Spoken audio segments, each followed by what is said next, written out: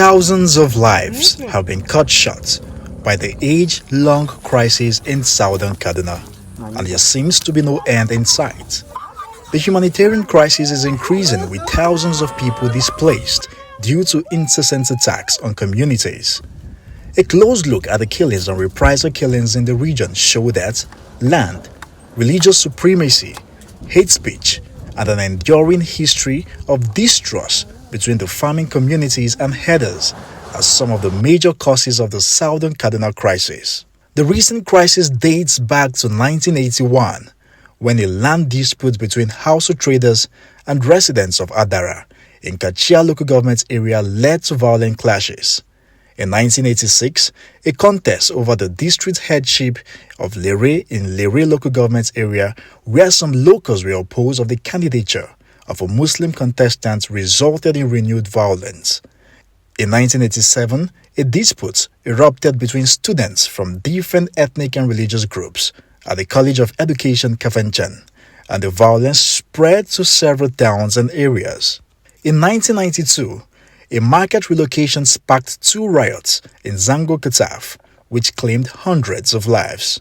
In year 2000, protests in the wake of the state's decision to impose Sharia rule resulted in violence in Kaduna, Gwantu, and Fadan Kagoma. And the list goes on, despite several peace efforts by the federal and state governments, including groups and individuals. Imagine a situation whereby we are here in southern Kaduna and, district heads or even village heads have to be appointed and posted to our communities from people who we know are not truly indigenous, who came and met us where we are, and because they had the advantage of being in close proximity to corridors of power during the pre-colonial and colonial period, they insist that things must continue like that. Those familiar with the southern Kaduna crisis say the killings are perpetrated by criminal elements on both sides and not necessarily an ethnic cleansing. They claim that indigenous farming communities and Hausa Fulani pastoralists often engage in targeted attacks on one another, creating a cycle of reprisals.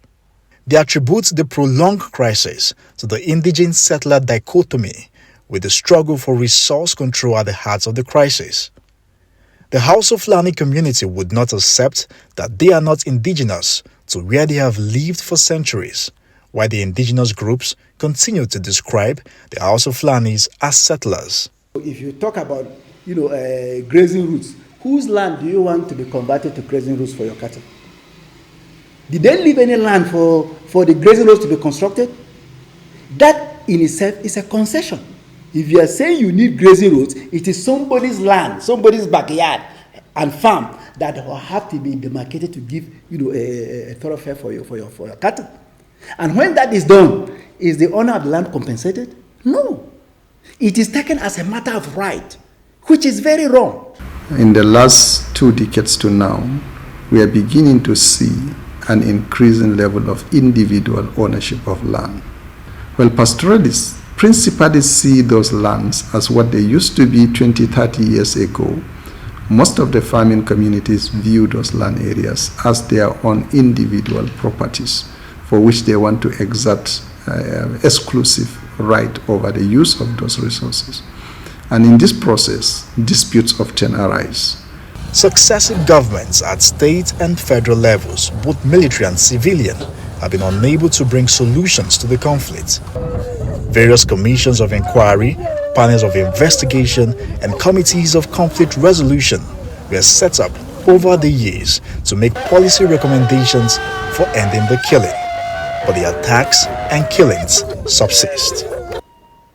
Most of the time, deliberate efforts are even made to manipulate the outcome of such committees or commissions or whatever, simply because they want the truth to be swept under the carpet.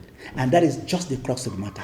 If we are ready to come out openly and acknowledge that indeed mistakes were made, there is injustice, well, of course, we are not saying that the indigenes, if I may use that word, because I know they are very critical, they don't want that to be used, the aborigines Yes, I cannot say they have been treating the latter-day settlers 100% correctly. As years go by, the sanctity of human lives is at its lowest ebb in the southern Kaduna region, and the people are showing no sign that they are ready to live peacefully. The dynamics of the attacks in southern Kaduna are changing as herders' cattle are being poisoned, houses of locals are razed down, and their properties destroyed. It's now an eye for an eye. There's now a call on federal authorities to step into the crisis, support the Kaduna state government to permanently end the killings through a win-win solution. Nisi Gabriel, Arise News.